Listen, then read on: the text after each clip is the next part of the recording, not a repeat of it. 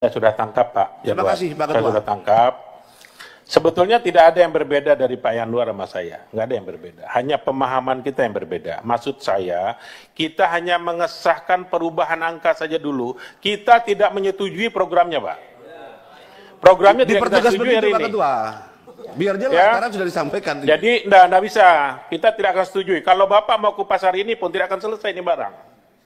Karena kita harus mengurai satu-satu, Pak.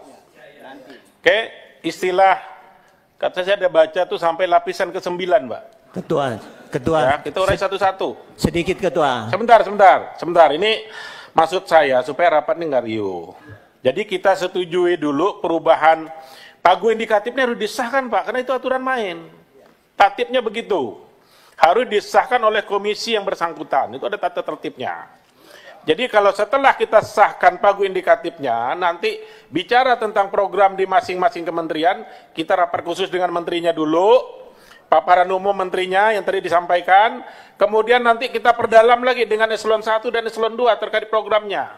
Jembatan gantung di mana, rumah berapa, jembatan berapa, konservasi berapa, ini berapa, kita urai semua, sampai ke satuan 3-nya.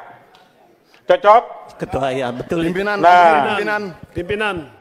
Baik, Pak Adian, silakan. Ya, ini emang harus kita setujui ya.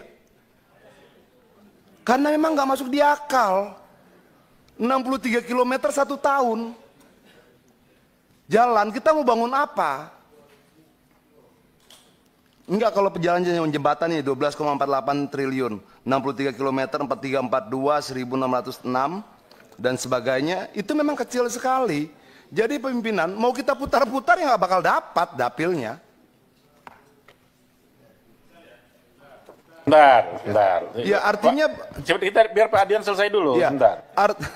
artinya memang pengurangan 80 triliun ini dampaknya kemana-mana. Tapi kalau sebagai menteri siap mengambil tanggung jawab terhadap, misalnya kita bicara kalau sumber daya air ini 10,7 triliun. Terus kita mau bicara tentang ketahanan pangan sementara rehabilitasi jaringan irigasi cuma 16.000 hektar dari sekian banyak yang lain.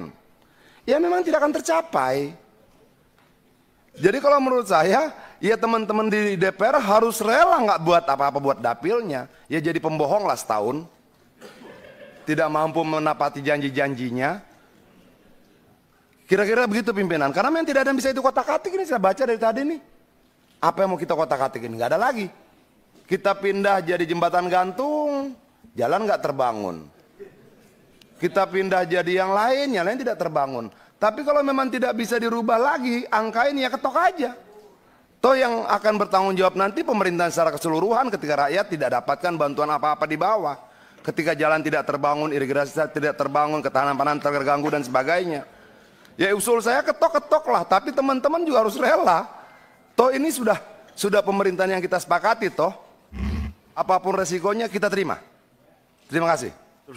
Baik, sebentar teman-teman gini, supaya pemahaman kita sama dulu. Soalnya nanti kalau pemahamannya tidak sama, nanti kita yang sudah mengerti jadi seolah-olah tidak paham. Ini kan repot kita nih. Jadi maksud saya begini Pak Adian, pagu indikatif itu kewenangan penuh pemerintah Pak. Di pagu indikatif itu, ya, itu sudah pakem itu. Makanya ada namanya surat dari, ada impresnya. Impres ini turun ke surat Menteri Keuangan. Banggar, Pak Hamka masih di Banggar nggak? Masih Ketua. Masih, ada pernah dibahas soal ini? Tidak ada. Nggak ada dibahas kan? Enggak. Nah, Belum ada jadi maksud saya begini teman-teman, merubah impres, Presiden udah teken loh. Ibu Menteri Keuangan membuat tindak lanjut dari instruksi Presiden tersebut.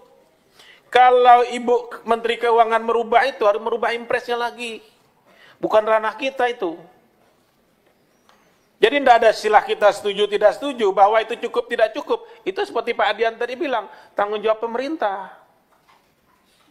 Itu loh. Ya pimpinan ketok aja. Memang duitnya nggak ada. Nah nanti maksud saya gini, biar kita sama persepsi dulu.